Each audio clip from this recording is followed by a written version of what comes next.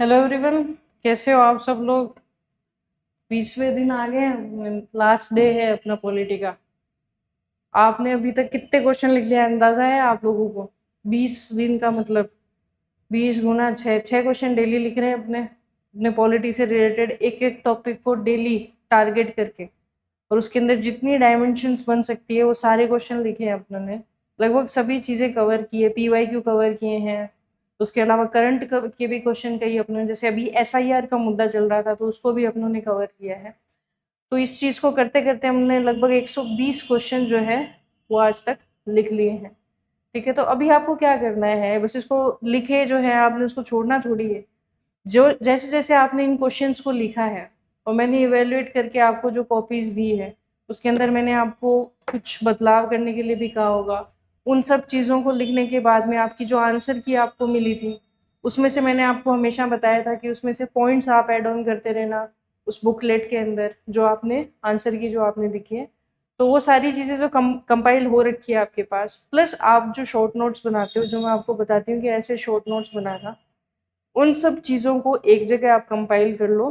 कल आपका टेस्ट होगा, जो ये जितने भी टॉपिक्स हुए हैं इस वीक के उसका, उसके बाद में जितने भी आपके शॉर्ट नोट है और जो ये टेस्ट कॉपीज़ है उनको कंपाइल कर लेना। 2-3 दिन का टाइम दूंगी, छुट्टी कर दूंगी। मतलब ये जो अपना डेली वाला प्रोग्राम है उसमें 1 या 2 दिन की आपको छुट्टी दे दूंगी मैं। उन चीज़ों को कंपाइल कर लेना, उनको अपने पास रख लेना। बार बार फिर उसी को रिवाइज करना जब भी टेस्ट सीरीज देने जाओगे, चाहे यहाँ दे रहे हो चाहे बाहर दे रहे हो या पीवाईक्यू भी लगा रहे हो। एक साथ 3 घंटे का टेस्ट दोगे पॉलिटी का, तो आपको क्या करना है, उसी को रिवाइज करके जाना है। कहीं इधर उधर मत भागना। जो ये चीज़ आपने कंपाइल की हुई होगी वो मोर देन सफिशिएंट होगी। क्योंकि मेंस जब अपने करते हैं तो पहले आप नोट्स पढ़ लो, जो आप नोट्स पढ़ के शॉर्ट नोट बना चुके हो, प्लस पीवाईक्यू लगभग लगभग डाले हैं। कुछ जो है जैसे 2 और 5 नंबर के नहीं डाले हैं तो उसके लिए मैं बुकलेट दिलवाऊंगी आपको, मैंने आपको कल की क्लास में कहा भी था। तो वो बुकलेट में आ जाएंगे, प्लस आपके जो 6 नंबर वाले, सॉरी 10 नंबर वाले जो 6 6 क्वेश्चन डेली मिलते हैं, ये चीज़ हो जाएगी तो आपकी चीज़ें कवर हो जाएगी। फिर आपको क्या करना है, जो टेस्ट सीरीज के अंदर अगर आपको दिखता है कि कुछ नई चीज़ मुझे मिली है, जैसे मान लो करंट के अंदर उस टाइम पे कोई क्वेश्चन आया और फ्रेम किया हो उन लोगों ने, तो उसको आप उसमें पेस्ट कर लेना अकॉर्डिंग टू सिलेबस जहाँ भी आपको ठीक लगे। या कोई अच्छा पॉइंट आपको मिलता है कहीं और तो आप उसको ऐड ऑन करते रहना। इसके अलावा और अलग बुक्स में या कोई नोट्स में बहुत डीपली आपको वापस उठा के A to Z पढ़ने की ज़रूरत नहीं है। उसमें से अच्छी चीज़ें अगर आपको कुछ मिल रही है, कोई नई डायमेंशन मिल रही है, तो ऐड ऑन करना। वरना इसी को रिवाइज करना है आपको बार बार। कम से कम वीक में एक बार इसको पूरे को रिवाइज करना, कम से कम वीक में 2 बार भी करो तो बहुत बढ़िया बात है, क्योंकि अच्छा सब्जेक्ट है, प्री मेंस सब में काम आता है। अब अपने नेक्स्ट चलते हैं। ये आज के अपने टॉपिक्स हैं, ठीक है।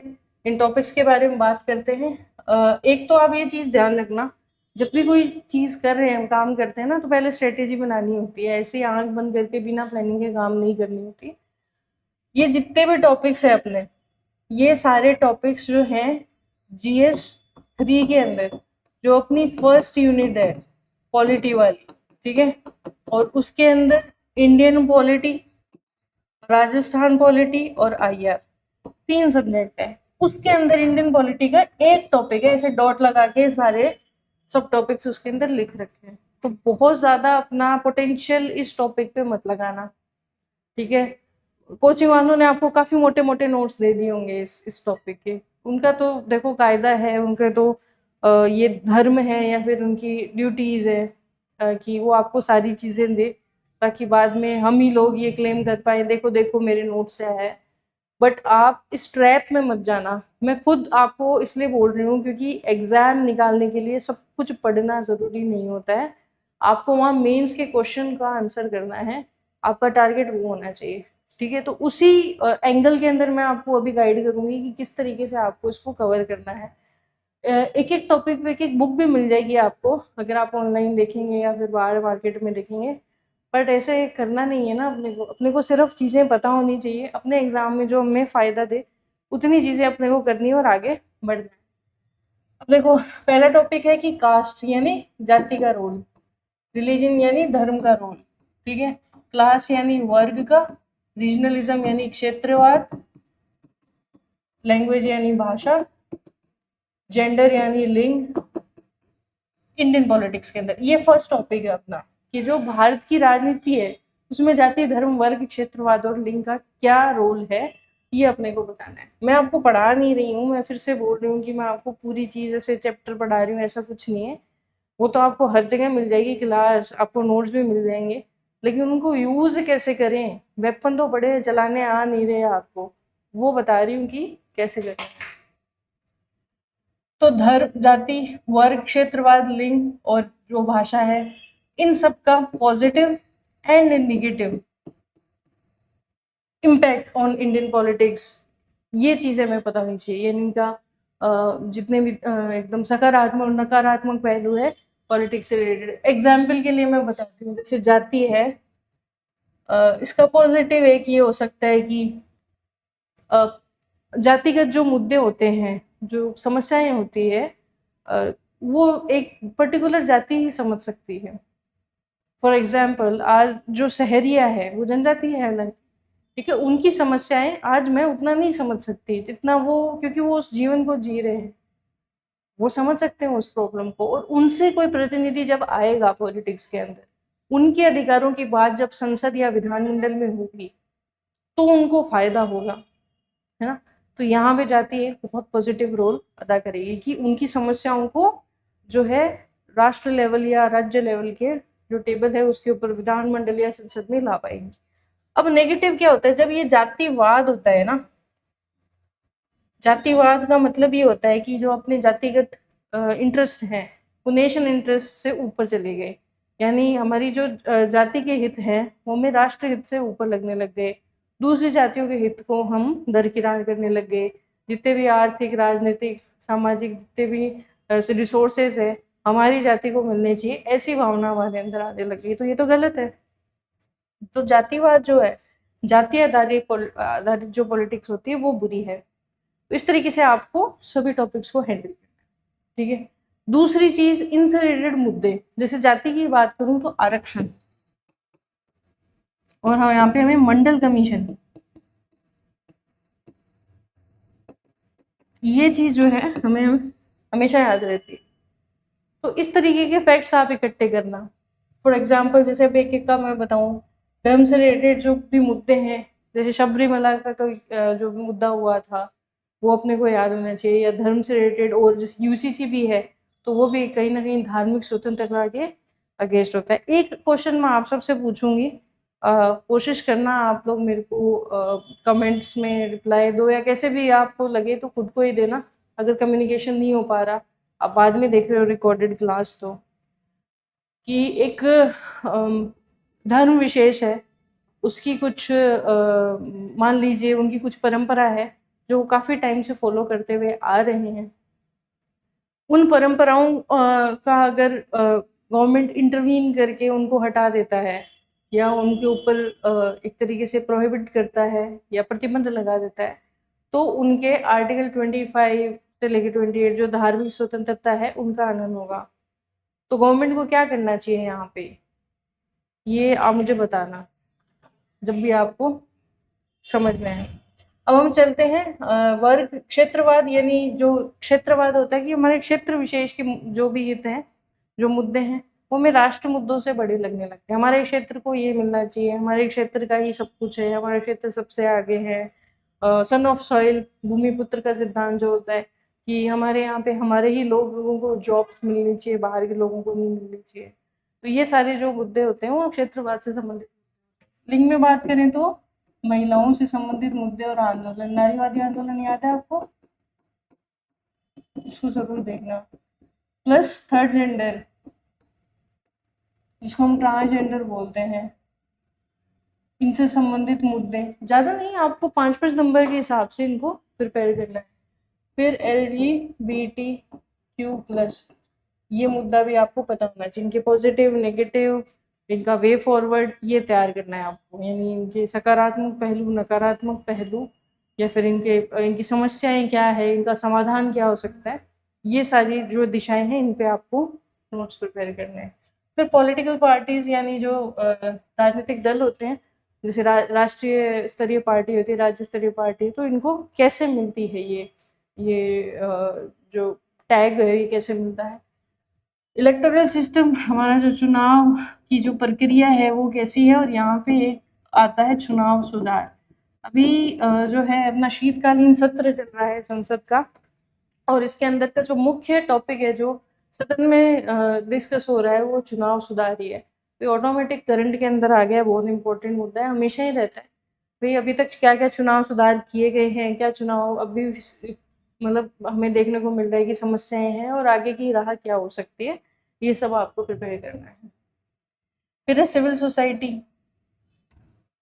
तो सिविल सोसाइटी जो एनजीओ वगैरह होते हैं, जो नॉन गवर्नमेंटल ऑर्गेनाइजेशंस होती हैं, जो एक तरीके से सामाजिक कल्याण का कार्य करती हैं, वो सोसाइटीज़ होती हैं। इनका महत्व क्या है भारत के लोकतंत्र में, इनसे रिलेटेड इश्यूज़ क्या है, भाई महत्व लिख देंगे पहले, फिर कुछ नेगेटिव्स भी कि एक तरीके से एक अलग ही गवर्नमेंट के तौर पे, एक लॉबी के तौर पे उभर के आ रही है।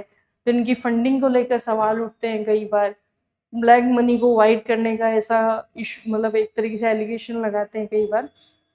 तो ये नेगेटिव्स भी अपने को पता होने चाहिए। और फिर आगे की राह, यानी आपको डेफिनेशन, इनका महत्व, इनके सामने चुनौतियाँ, और फिर निष्कर्ष, ये इस टॉपिक से आपको प्रिपेयर करना है। फिर political issues related to national integrity and security, and ये है पॉलिटिकल मूवमेंट, यानी राजनीतिक जो आंदोलन है, उसके लिए आप यहाँ पे आइए। तो जो जनता वर्सेस गवर्नमेंट है, वो मुद्दे आते हैं इसके अंदर, जैसे किसान, मजदूर, छात्र आंदोलन, महिलाओं से संबंधित, पर्यावरण से संबंधित आंदोलन। आपने सुना होगा एक अन्ना आंदोलन जो लोकपाल के लिए हुआ था। ऐसे एग्जाम्पल्स अपने को याद करने, चिपको आंदोलन, नर्मदा बचाओ आंदोलन, और अभी रिसेंटली जो किसान आंदोलन हुए थे, ये सारे आंदोलन अपने को लिखने हैं। इसके पॉजिटिव्स क्या होंगे कि भाई जनता की जो है राजनीतिक चेतना बढ़ती है ऐसे आंदोलनों से, सरकार की जवाबदेही सुनिश्चित होती है। नेगेटिव्स भी होते हैं, अराजकता फैल जाती है कभी कभी, और फिर कभी कभार हिंसक भी होते हैं। तो राष्ट्र की एकता और अखंडता के सामने एक बड़ी चुनौती हमें देखने को मिलती है। फिर है कि राष्ट्र की जो नेशनल इंटीग्रिटी है, उसके जो अगेंस्ट है, जो भी चुनौतियां हैं उनकी हम बात करते हैं। नेक्स्ट टॉपिक है अपना राष्ट्रीय अखंडता और उससे जुड़े हुए मुद्दे। तो राष्ट्रीय अखंडता से जुड़ी हुई चुनौतियां वो हमने दो भागों में बांटा है, बाह्य और आंतरिक। बाह्य में जैसे साइबर अटैक, आतंकवाद, सीमा विवाद, तस्करी वगैरह वगैरह, ये सारी चीजें आएंगी। और आंतरिक है वो ज्यादा इंपॉर्टेंट है, ये अपने को ध्यान रखनी है। जैसे आंतरिक आतंकवाद हो गया, सांप्रदायवाद आ गया, नक्सलवाद, अलगाववाद, माओवाद, ये कहाँ पे है, इनकी डेफिनेशन, और मतलब जो ज्योग्राफिकल एरिया जहाँ पे इसका प्रभाव सबसे ज़्यादा है, उनके उदाहरण, ये आपको याद करना है। क्योंकि वो जब जितने ज़्यादा उदाहरण लिखोगे ना आप यहाँ पे, उतने ही मार्क्स पाओगे।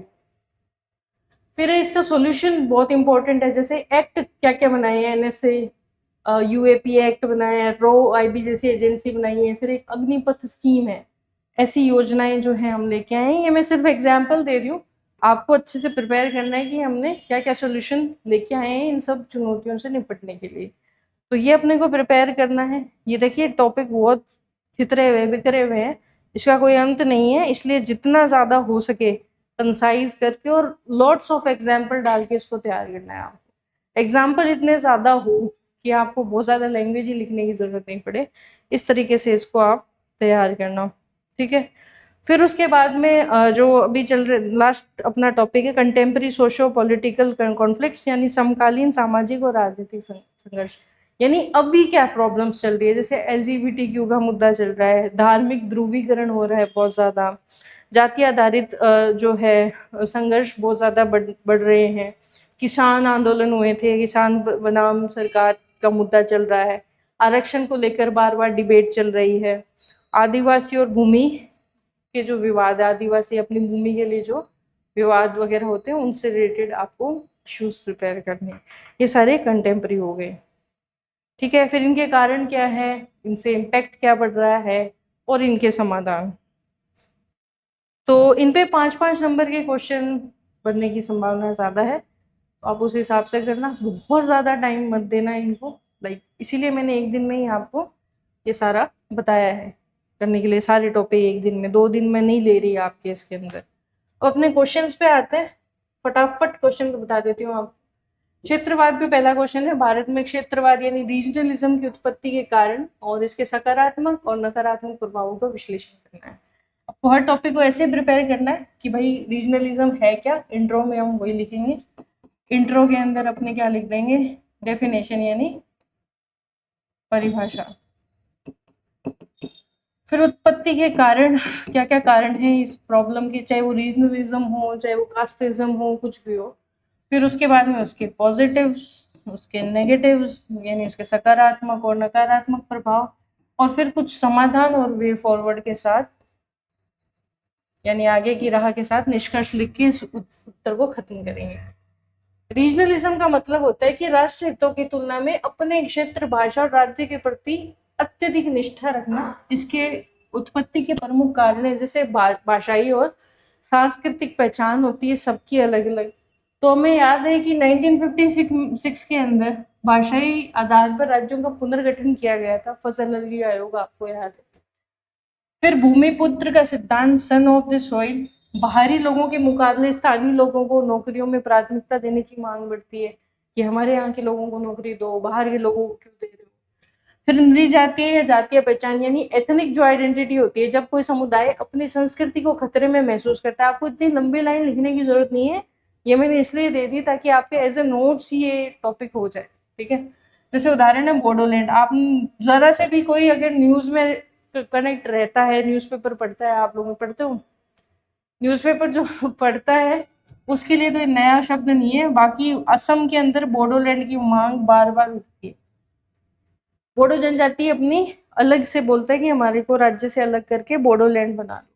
आर्थिक उपेक्षा और असमान विकास यानी कोई राज्य के अंदर कोई एरिया है जिसका ज्यादा विकास नहीं हुआ है। जैसे उदाहरण है यहाँ पे गोरखालैंड, पश्चिम बंगाल के जो पहाड़ी इलाके, दार्जिलिंग के पास, दार्जिलिंग के अंदर ही वो बोलते हैं कि मैं गोरखालैंड बना के दे दो अलग से, क्योंकि उनको लगता है कि भाई मैदानी जो इलाके हैं वहां पे ज्यादा विकास हो रहा है और पहाड़ी वालों की तरफ कोई देख नहीं रहा। फिर इसके सकारात्मक, ये उदाहरण जो है ना, ये नंबर दिलाएंगे जैसे बोडोलैंड, गोरखालैंड।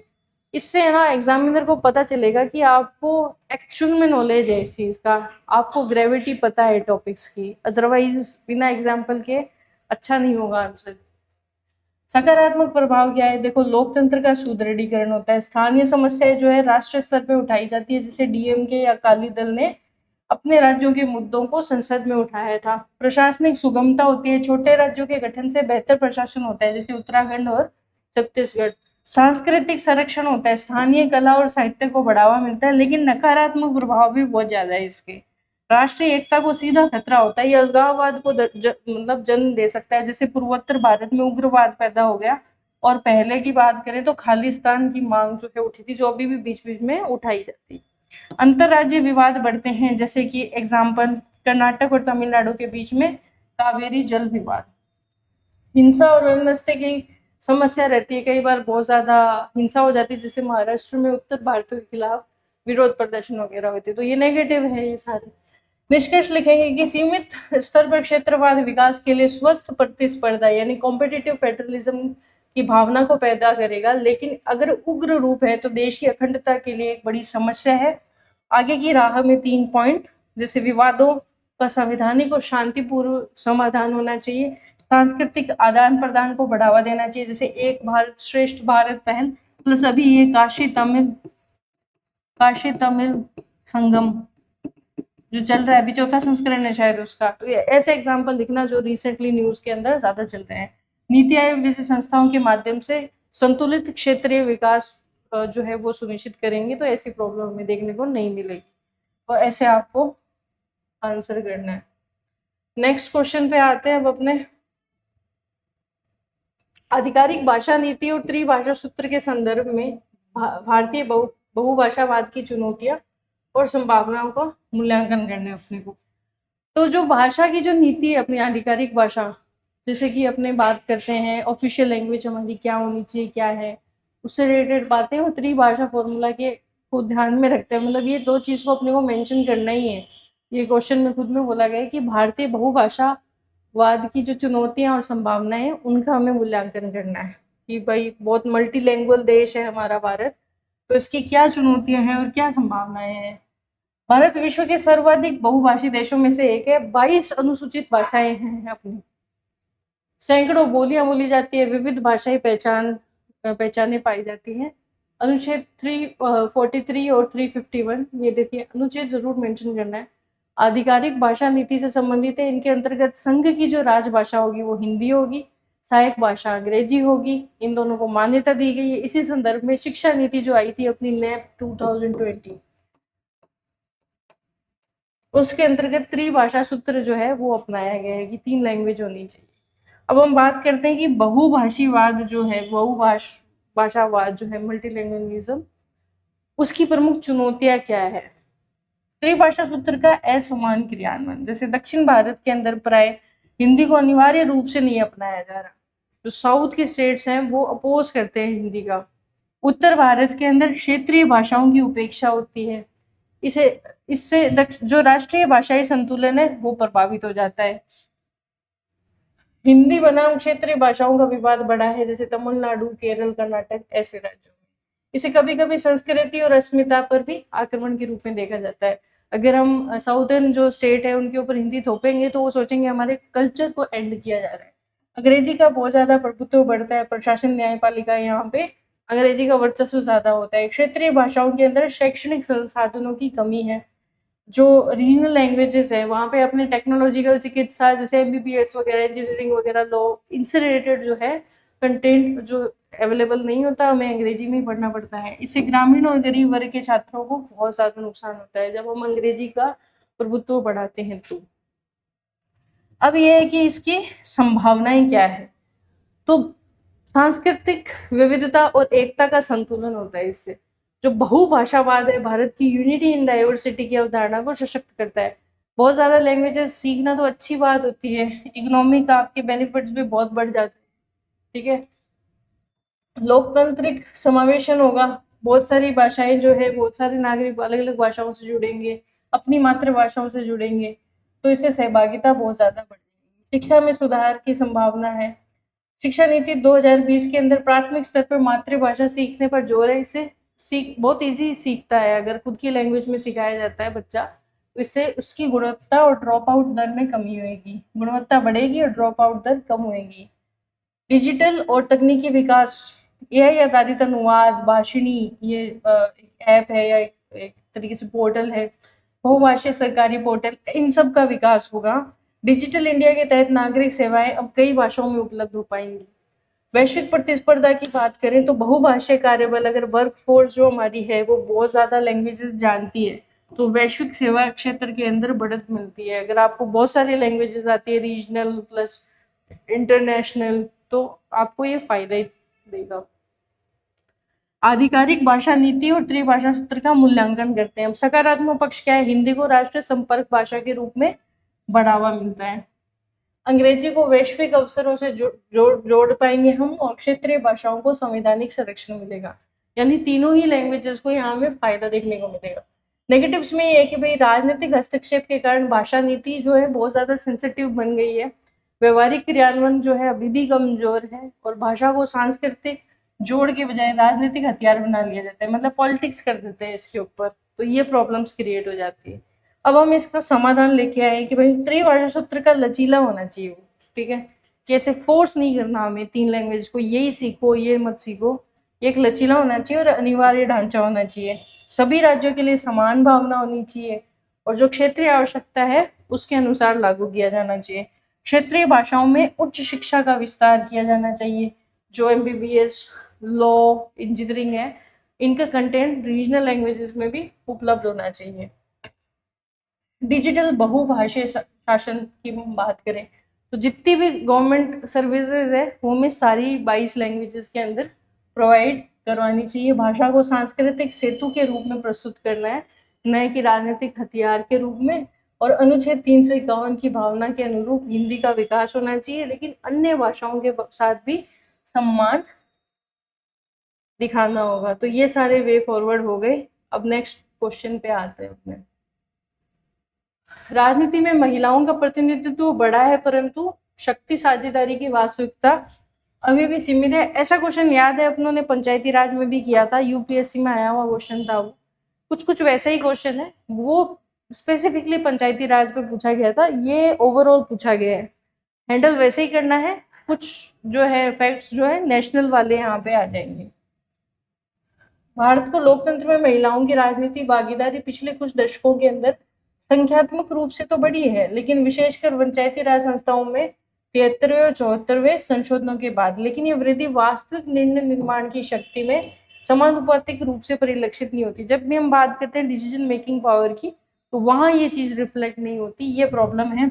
अब हम बात करेंगे कि अभी वर्तमान स्थिति क्या है महिलाओं के प्रतिनिधित्व की। तो पंचायती राज के अंदर तो 33% आरक्षण है, कई राज्यों में 50%।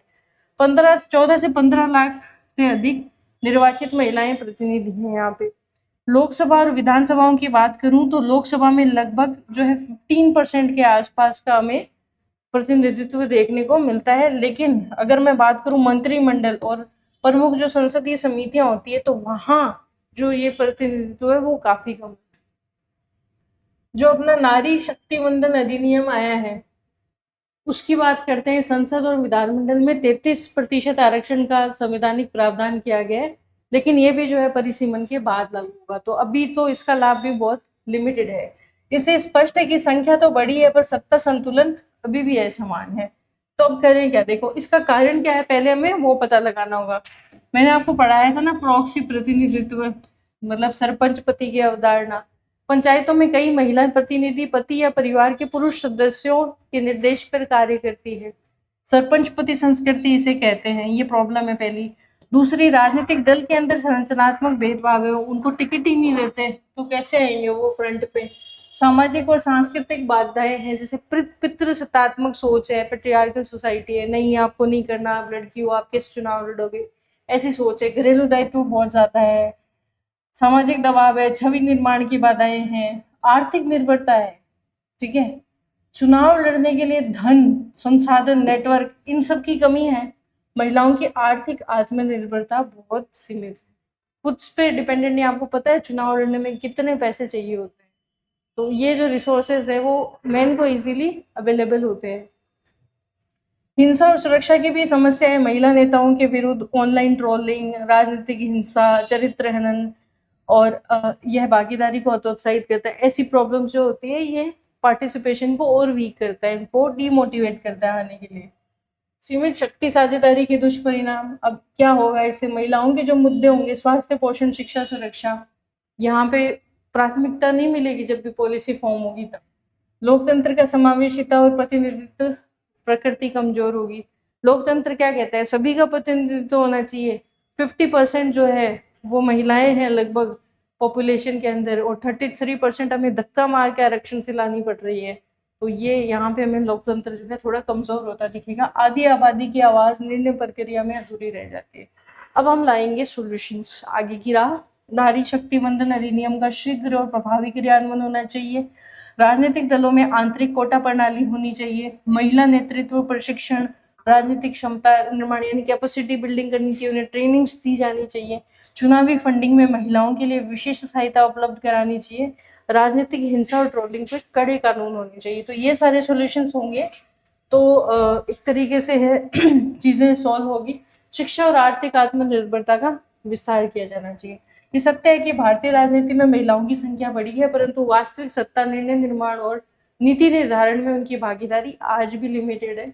सार्थक लोकतंत्र के लिए आवश्यक है महिलाएं सिर्फ सत्ता में नहीं बल्कि सत्ता का संचालन भी करें, और वे फॉरवर्ड अपने पहले ही दे चुके हैं, तो अब सॉल्यूशन निष्कर्ष में लिखने की हमें आवश्यकता नहीं है।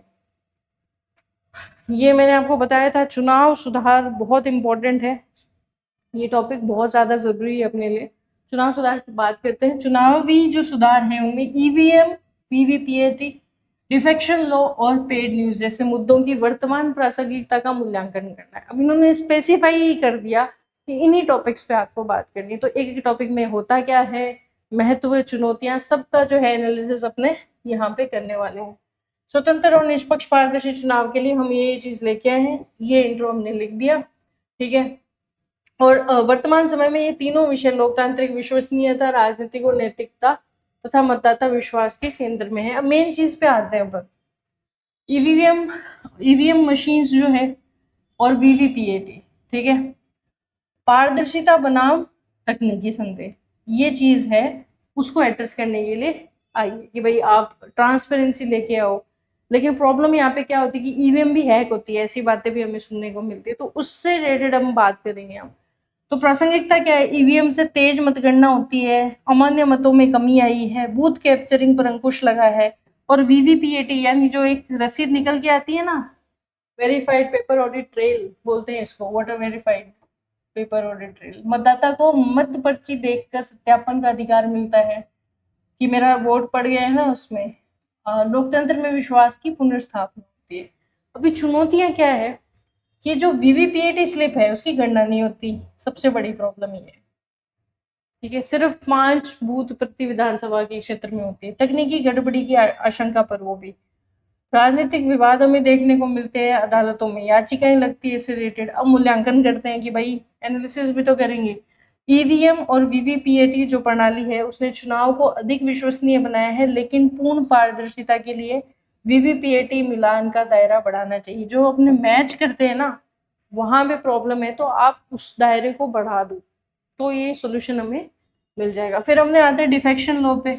ये तो मैं पूरा क्वेश्चन ही आपके साथ डिस्कस कर चुकी हूँ, तो इसको स्किप करूंगी। यहाँ पे आगे चलते हैं।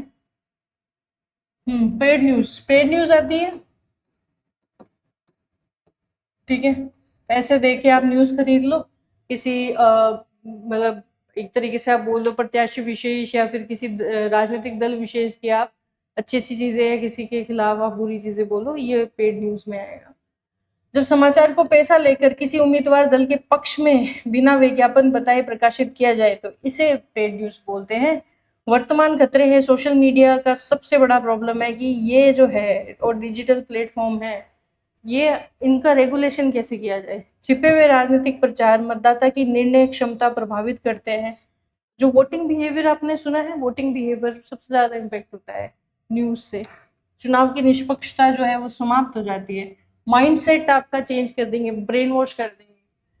वर्तमान स्थिति क्या है, तो देखो प्रेस काउंसिल और चुनाव आयोग की शक्तियां बहुत लिमिटेड है, कठोर दंड का अभाव है। तो मूल्यांकन अब करते हैं कि आज के लोकतंत्र के लिए सबसे गंभीर खतरा यही है, क्योंकि मतदाता की सोच को गुप्त रूप से नियंत्रण करती है, आपको पता भी नहीं चलेगा आपका माइंड कैसे चेंज हो गया। तो अब सॉल्यूशन है, उस पर आते हैं वे फॉरवर्ड पे। वीवीपीएटी स्लिप की गिनती का दायरा बढ़ाया जाना चाहिए। डिफेक्शन मामलों में स्पीकर के बजाय स्वतंत्र न्यायिक प्राधिकरण निर्णय ले। पेड न्यूज को स्पष्ट रूप से आपराधिक अपराध घोषित किया जाना चाहिए। सोशल मीडिया पर चुनावी विज्ञापन रियल टाइम निगरानी होनी चाहिए, यानी आप जैसे अभी कुछ अपलोड हुआ आप तुरंत उसको चेक करो। चुनाव आयोग को अधिक दंडात्मक शक्तियां देनी चाहिए। ठीक है, मतदाता जागरूकता वो तो है ही इम्पोर्टेंट। तो ये सारी चीजें हैं। जो चुनाव है उसकी निष्पक्षता ही लोकतंत्र का आधार है, ये आप जरूर आप निष्कर्ष में लिख सकते हो। ठीक है, भारतीय लोकतंत्र की विश्वसनीयता, नैतिकता और पारदर्शिता के मूल स्तंभ है ये सारी चीजें। जब तक इन सुधारों को तकनीकी मजबूती नहीं मिलेगी, कानूनी कठोरता नहीं मिलेगी और नागरिक जागरूकता से नहीं जोड़ा जाएगा, तब तक ये अधूरे ही रहेंगे। तो इस तरीके से अपने को इसको कंक्लूड करना था। अब अपने नेक्स्ट पे आते हैं। ये है अपना 5th क्वेश्चन, सिविल सोसाइटी से रिलेटेड।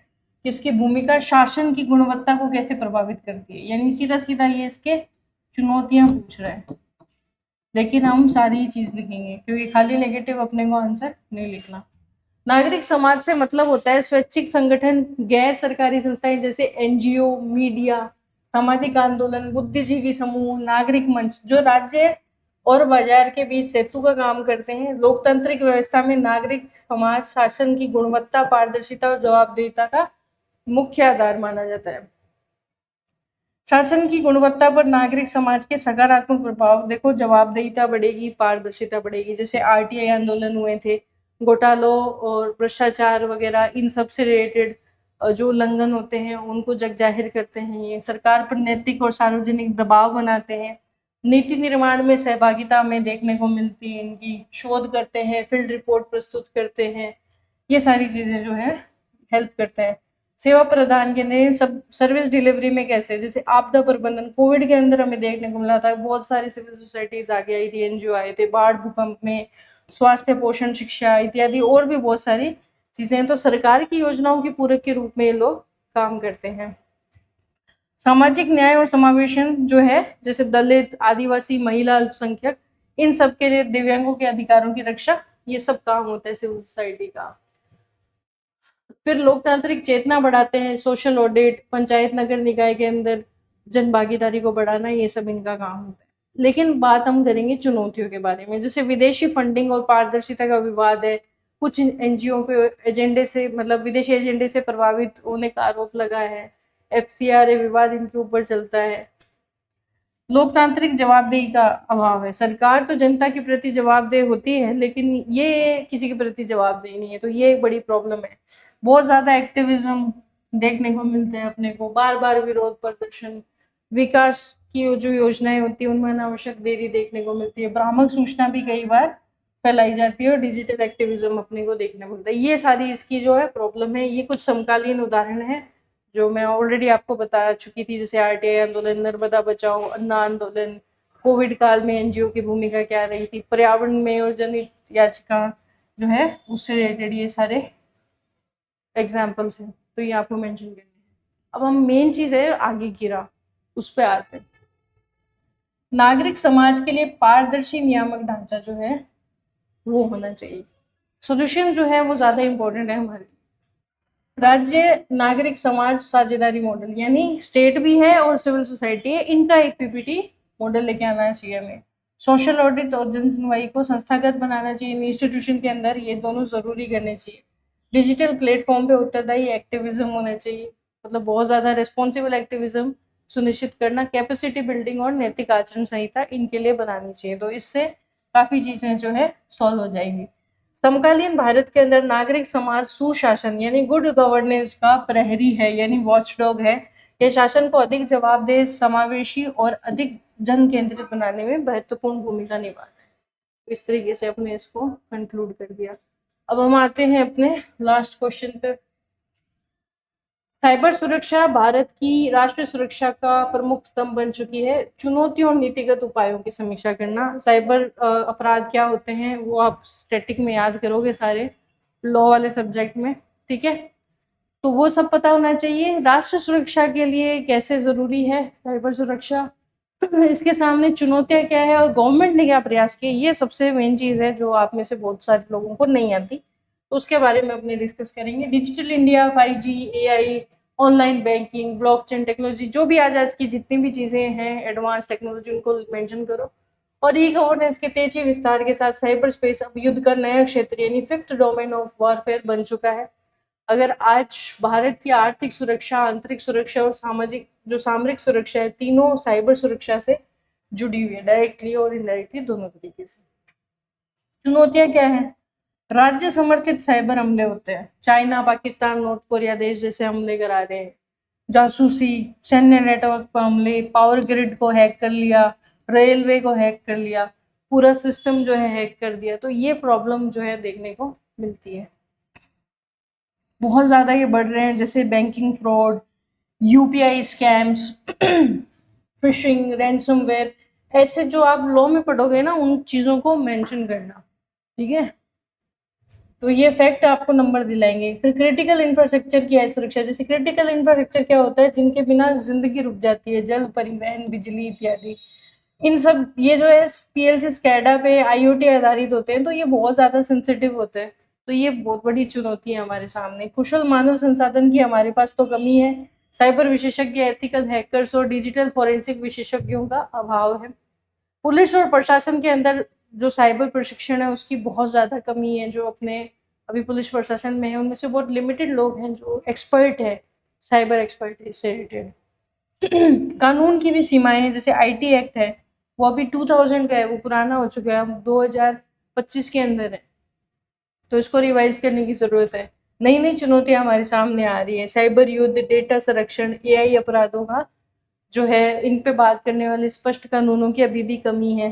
फिर सोशल मीडिया और सूचना युद्ध जो है वो चलता है, भाई किसी ने डेटा चुरा लिया, या फिर सोशल मीडिया पे जो है वॉरफेयर चल रही है, फेक न्यूज, डीप फेक, अफवाहें, ये सारी समस्याएं हमारे सामने हैं। चुनाव जो है वो बहुत ज्यादा इन्फ्लुएंस कर देती है सोशल मीडिया, राष्ट्र विरोधी प्रोपेगेंडा चला देते हैं, सांप्रदायिक जो है सद्भाव को खराब करते हैं। तो ये सारी प्रॉब्लम हमें देखने को मिल रही है। नागरिक जागरूकता की कमी है, मजबूत password, two factor authentication, cyber hygiene, ये सब लोगों को पता ही नहीं कि क्या करना है। हमारे हाथ में फ़ोन या लैपटॉप जैसी डिवाइसेस तो हैं, बट इनको प्रोटेक्ट कैसे करना है ये अपने को पता ही नहीं है। आम नागरिक साइबर अपराध का बहुत आसानी से शिकार हो जाते हैं। तो ये सारे हैं प्रॉब्लम्स और ये हैं सारे सॉल्यूशंस। ठीक है, तो इसमें हम क्या लिखेंगे? पॉलिसी लिखेंगे, एक्ट लिखेंगे, कोई बॉडी बनाई हुई तो वो लिखेंगे, कोई योजना चलाई है तो वो लिखेंगे। राष्ट्रीय साइबर सुरक्षा नीति हम लेके आए। ठीक है, सर्टिन जो है हम लोगों ने बनाया है, कंप्यूटर इमरजेंसी रिस्पांस टीम जो है हम लोगों ने बनाई हुई है। साइबर हम लोग की निगरानी रखती है, रियल टाइम चेतावनी और प्रतिक्रिया प्रणाली है ये। साइबर कमांड हम लोगों ने बनाई है, तीनों सेनाओं के लिए समर्पित साइबर सुरक्षा एजेंसी बनाई है। साइबर युद्ध हेतु हम सामरिक रूप से तैयार है। डेटा संरक्षण कानून जो है, डेटा प्रोटेक्शन एक्ट, वो हम लेके आए ताकि नागरिकों के डेटा अधिकारों की रक्षा की जा सके। साइबर स्वच्छता केंद्र बनाए हैं हम लोगों ने। भारतीय साइबर अपराध समन्वय केंद्र बनाए हैं। 5G और AI से रिलेटेड हम लोग अलग अलग नीतियां लेके आए हैं, 5G पॉलिसी, AI पॉलिसी। अंतर्राष्ट्रीय सहयोग के हम साथ में हैं, क्वाड, इंटरपोल, UN, इनके साथ हमारा कोऑर्डिनेशन है। फिर प्रॉब्लम क्या है, लिमिटेशंस क्या है? तो अभी भी जो विभिन्न एजेंसी है उनके बीच में कोऑर्डिनेशन का, समन्वय का अभाव है। राज्यों की साइबर क्षमताओं में भारी असमानता है। निजी क्षेत्र की साइबर सुरक्षा में विनियमन की कमजोरी है और न्यायिक प्रक्रिया जो है इससे रिलेटेड, साइबर से रिलेटेड, वो अभी भी धीमी है। तो हम क्या कर सकते हैं? हम IT एक्ट का समग्र संशोधन कर सकते हैं। जितने भी नई नई टेक्नोलॉजी और नई क्राइम्स है उनको हम इसमें ऐड कर सकते हैं। नई साइबर सुरक्षा रणनीति पर हमें शीघ्र क्रियान्वयन करना होगा। हर जिले में cyber police station, digital forensic lab ये स्थापित करनी होगी और हमारे पास ऐसा ह्यूमन रिसोर्स होना चाहिए जो साइबर सिक्योरिटी को समझ सके, उससे रिलेटेड समाधान कर सके। स्टार्टअप और MSME के अंदर साइबर सुरक्षा सब्सिडी हमें देनी चाहिए ताकि इससे रिलेटेड स्टार्टअप्स खुल सके। स्कूल और कॉलेज में भी हमें इससे रिलेटेड शिक्षा देनी चाहिए। साइबर स्तर पर AI आधारित साइबर सुरक्षा ग्रिड बनाने होंगे। डीप फेक और सोशल मीडिया दुष्प्रचार पर सख्त नियंत्रण और कड़ी कार्रवाई हमें करनी होगी। तो आज साइबर सुरक्षा केवल कंप्यूटर या इंटरनेट की सुरक्षा नहीं है, भारत की संप्रभुता, लोकतंत्र और आर्थिक स्थिरता और आर्थिक आंतरिक शांति की सुरक्षा का आधार बन चुकी है। यदि भारत को डिजिटल महाशक्ति बनना है तो हमें टेक्नोलॉजी, लॉ और ह्यूमन रिसोर्स, इंटरनेशनल कोऑपरेशन यानी तकनीकी, कानून, मानव संसाधन और आर्थिक सहयोग, इन चारों के स्तंभों पर आधारित सुदृढ़ साइबर रणनीति का विकास करना होगा। तो ये एक भारी भरकम निष्कर्ष के साथ आज की क्लास खत्म होती है। इससे अलावा भी बहुत सारे टॉपिक्स थे, तो उनके लिए कुछ क्वेश्चंस मैंने बनाए हैं वो दे रही हूँ, आप अटेम्प्ट करना। किसी में भी कुछ प्रॉब्लम हो तो मेरे से डिस्कस करना, कोई दिक्कत नहीं है। ये कुछ क्वेश्चंस हैं, आपको मिल जाएंगे, चाहो तो आप स्क्रीनशॉट ले लो। जो इन्हीं टॉपिक से रिलेटेड है, आज के जो कुछ में करंट भी आप ऐड कर सकते हैं, बहुत सारे क्वेश्चन आपको ऐसे देखने को मिलेंगे। तो ये 6 क्वेश्चन जो है एक्स्ट्रा है, तो अब आपको 1-2 दिन की छुट्टी देंगे, मैं ग्रुप पे डलवा दूंगी, है ना? क्या रहेगा अपना, फिर से बोल रही हूँ, इन सबको कंपाइल कर लेना, रिवाइज कर लेना, वरना आपकी और मेरी सारी मेहनत बेकार जाएगी। मेहनत बेकार नहीं होनी चाहिए, अपने को रिजल्ट चाहिए, और रिजल्ट चाहिए तो रोज मेहनत करनी पड़ेगी, तब जाके एक वो दिन आएगा अपने को देखने को मिलेगा जो अपने बच्ची हुई पूरी लाइफ टाइम अपने को याद रहेगा। तो उसके लिए ये दिन तो बनते हैं डेली मेहनत के। मैं भी तो कर ही रही हूँ, रोज आके पढ़ा ही रही हूँ आपको पढ़ने में क्या जोर आता है। ठीक है, चलो मिलते हैं अपने नेक्स्ट क्लास में। मैं इन्फॉर्म कर दूंगी कब है अपनी next class. Thank you very much, मिलते हैं।